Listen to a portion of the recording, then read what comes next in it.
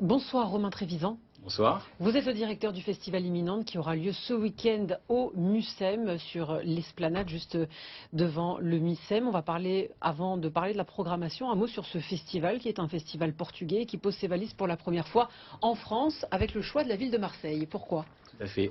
En fait, ça fait 5 ans qu'on existe. On a fait 5 villes dans le monde.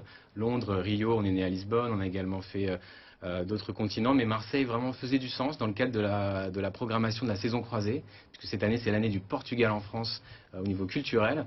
Et la ville de Marseille, à travers sa culture urbaine et sa scène artistique, faisait beaucoup de sens pour nous. Donc on y a posé nos valises.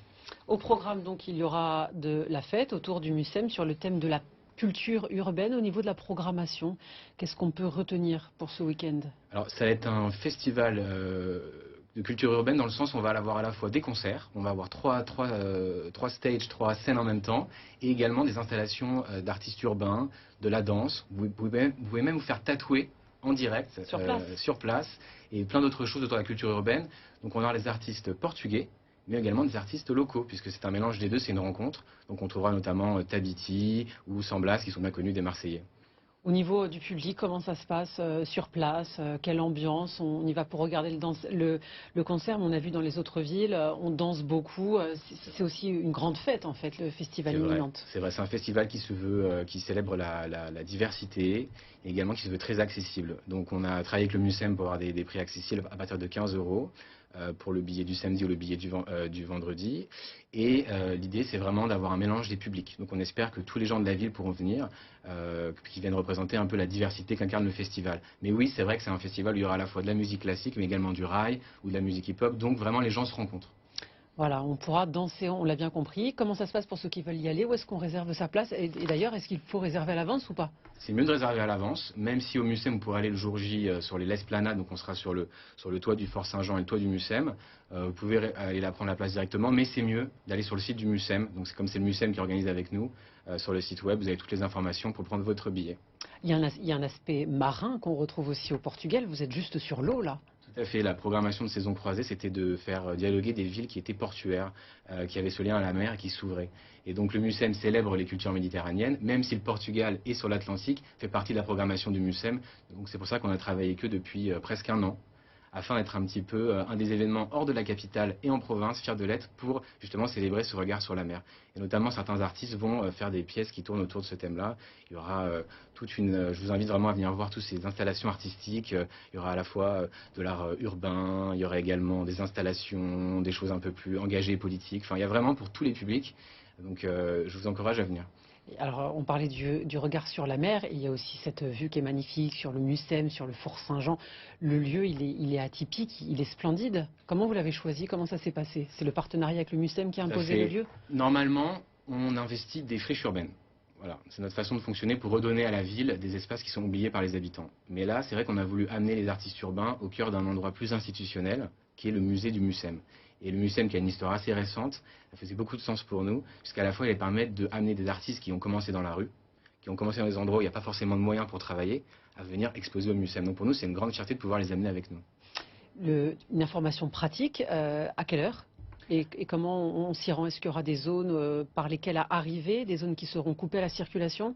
C'est les accès habituels du Mucem, qui est via l'esplanade. Donc c'est la zone qui est habituellement pédestre, donc tout à fait normal. Ça commence à 8 h jusqu'à 2h30 du matin, puisque en seconde partie de soirée, il y aura des DJ sets et aussi un peu de musique électronique. 8 h du soir? 8 h du soir, oui, et, oui, voilà. jusqu'à 2h30 du matin, pardon. Et 2h30 du matin. Est-ce que c'est une collaboration qui pourra porter d'autres projets à l'avenir avec le Mucem?